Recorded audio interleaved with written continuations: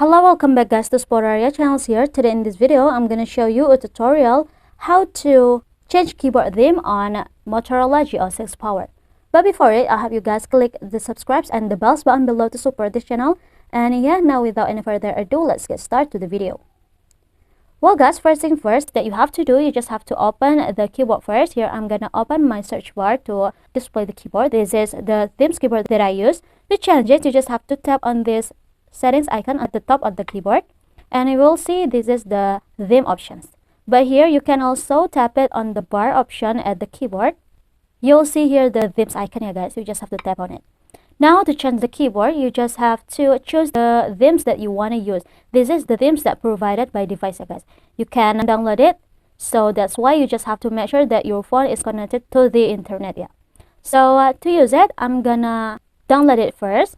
But here at the top, you will see the colors options, which is this colors didn't need to download before. And to use it, you just have to tap on it. Here for the example, I'm gonna tap on this red and select this red themes.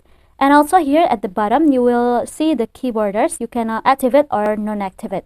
So if you wanna use it, you just have to tap on this apply button at the bottom. And yeah, this is the result guys.